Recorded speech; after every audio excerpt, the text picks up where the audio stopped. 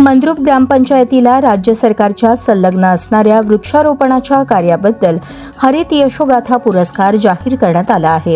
मात्र या पुरस्काराला नागरिकांकडून विरोध होत आहे. ग्रामपंचायतीला यापूर्वी अनेक पुरस्कार मिळाले, मात्र त्या पुरस्काराच्या रकमेतून गावाचा विकास होताना दिसून येत नाही.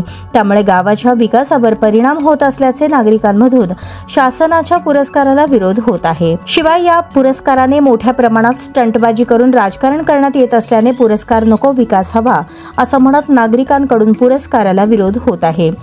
मंद्रुप ग्रामपंचायतीला 10 पेक्षा अधिक पुरस्कार मिळाले आहेत. यामुळे निश्चितच गावाच्या वैभवात भर पडली आहे.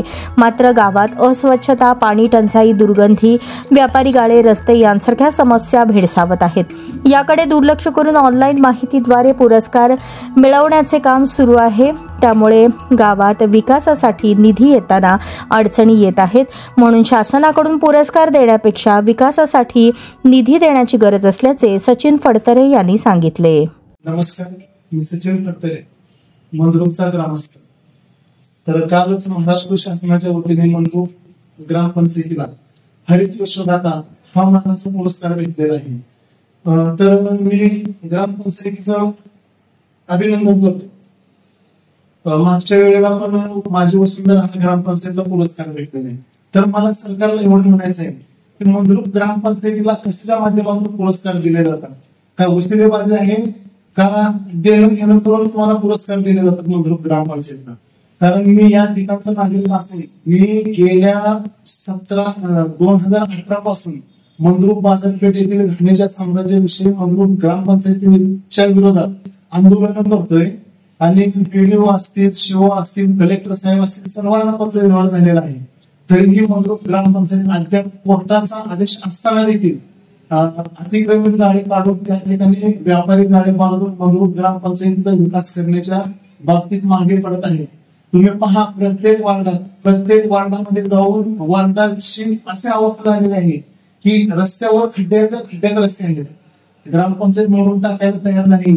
आता आमच्या समाजाच्या वतीने मी सांगतोय, मंद्रुप भीमनगर 6 नंबर वार्डामध्ये आहे. तर आमचा एकही ग्रामपंचायत सदस्य नसताना मंद्रुप ग्रामपंचायत आम्ही वारंवार झाडाची मागणी करतोय किंवा आमच्या येथील स्वच्छतेबाबत मागणी करतोय, तर ग्रामपंचायत लक्ष देत नाही. मग ग्रामपंचायतला पुरस्कार कशाच्या माध्यमातून दिले जातात? तर मी शासनाला एवढे आपल्या माध्यमातून विनंती करू इच्छितो की मंद्रुप ग्रामपंचायतीला पुरस्कार द्यायच्या अगोदर मंद्रुप या पुरस्काराची सखोल चौकशी करून मंद्रुप ग्रामपंचायतीला पुरस्कार द्यावा. मी काही विरोधक नाही किंवा काय नाही, पण माझं स्पष्ट म्हणणं असं आहे की चौकशी करून.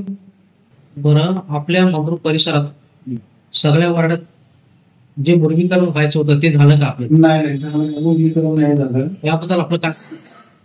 याच बाबतीत मी म्हणतोय तर मंद्रुप ग्रामपंचायतीला पुरस्कार कशा बाबतीत द्यायला लागले सरकार? मंद्रुप ग्रामपंचायतीमध्ये मंद्रुप परिसरात लाईट देवाबत्तीचा लाईटीचा लपंडाव चालू आहे. हे ग्रामपंचायतीच्या लक्षात आणून देऊन देखील ग्रामपंचायत लक्ष देत नाही. आता विषय आहे नवीन पाणी पुरवठा पाईपलाईनचं आणि हस्तांतरण झालेलं नाही ग्रामपंचायतीला, पण ग्रामपंचायतीच्या खर्चामध्ये पाईपलाईनचा विषय येतोय. कशामुळे येत हस्तांतरित झालं तर तुम्ही खर्च करू शकता. ग्रामपंचायत 3 वर्षाचा जे मेंटेनन्स खर्च आहे त्या पाईपलाईन ज्या कंपनीने केले त्या कंपनीला बघितलं पाहिजे. 3 वर्ष झालं नाही, ग्रामपंचायत हस्तांतरण टाकीचं पाईपलाईनचं झालेलं नाही. तुम्ही खर्च कसं काय करताय ग्रामपंचायत?